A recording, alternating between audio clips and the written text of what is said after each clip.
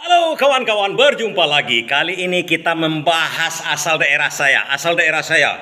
Kawan-kawan pernah jalan ke Sumatera Barat atau ke Minangkabau sana, daerah Sumatera Barat. Maksud saya Pemprov, Provinsi Sumatera Barat. Apakah kawan-kawan pernah melihat retailer seperti Indomaret atau Alfamart atau yang lain-lainnya bercokol di situ? Tidak, sama dengan saya berarti. Kenapa?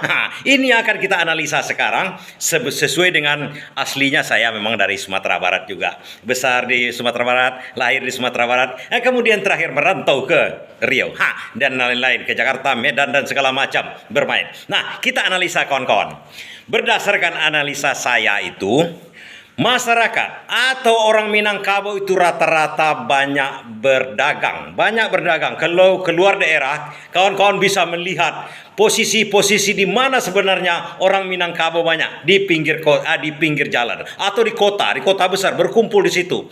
Di Medan ada namanya Sukaramai, Ajo Sukaramai, terkenal karena di situ banyak kali kumpulan orang Padang yang berjualan berniaga, manggaleh katanya. Manggaleh itu bahasa Minangnya, bahasa Indonesianya berdagang. Nah, pada dasarnya karena perdagangan itulah retailer besar-besar seperti itu adalah retailer yang berpusat di ibu kota sehingga dia datang ke suatu daerah seperti daerah-daerah lain kan membolehkan. Itu ada perhitungan, ada pertimbangan tertentu dari Pemdanya, udah pasti demi maslahatan rakyat juga, maksudnya warga yang provinsi tersebut. Tapi di Sumatera Barat mungkin saja hal ini tidak bisa dilakukan karena pada dasarnya kebanyakan masyarakat di Sumatera Barat itu berjualan, di daerah Sumatera Barat itu pun berjualan sendiri, retailer, kemudian eceran.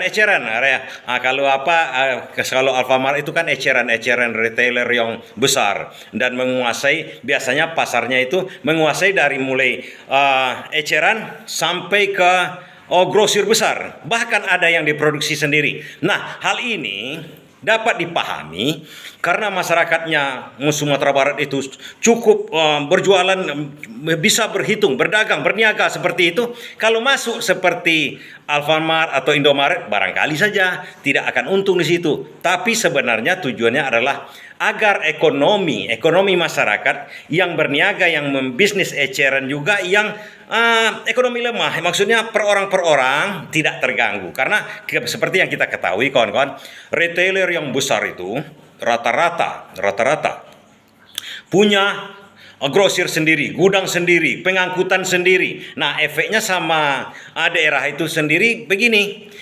Bisnis eceran seperti kedai-kedai kecil itu kan beli ke grosir. Grosir itu rata-rata orang awak juga, kalau di Sumatera Barat orang awak juga. Kemudian grosir itu membeli dari pedagang besar, rata-rata orang Sumbar juga. Kemudian pengangkutannya dari pabrik dari sana, rata-rata mobil-mobil BA juga.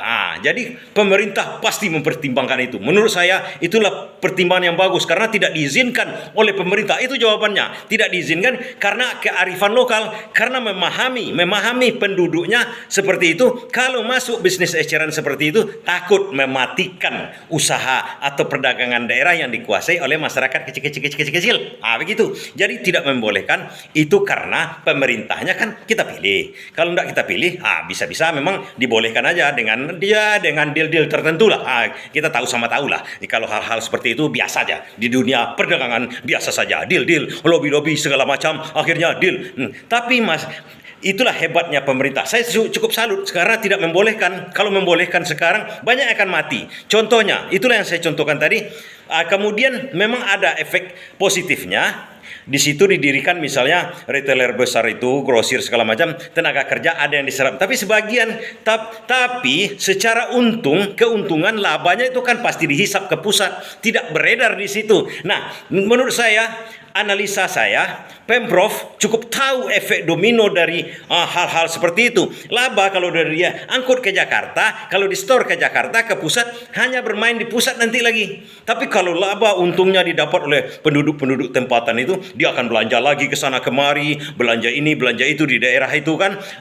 Akhirnya efek domino ekonomi membangkitkan ekonomi masyarakat bagus. Tapi kalau dibiarkan untuk membuka seperti itu dengan pertimbangan tertentu, akhirnya masyarakat down ekonominya. Banyak itu kawan-kawan yang di daerah dekat lain, cobalah tanya, banyak itu yang tiba-tiba bisnis sejenis akhirnya down. Mungkin kalau hal lain, karena bisnis eceran seperti itu udah banyak di daerah-daerah, sebaiknya kalau yang berbeda boleh aja seperti jual mobil. Nah, mungkin jarang memang agennya orang Sumatera Barat ya, tapi agen besarnya kan di Jakarta, di Jepang sana begitu kan. Tapi eceran dipunyai kode-kode kecil itu kan dipunyai oleh masyarakat kecil. Grosir-grosir itu dipunyai masyarakat kecil. Jadi tidak perlu yang bisnis yang masuk yang besar itu akhirnya kalau dimasukkan juga akan meruntuhkan ke bawah dia begitu kan, ekonomi bangkrut.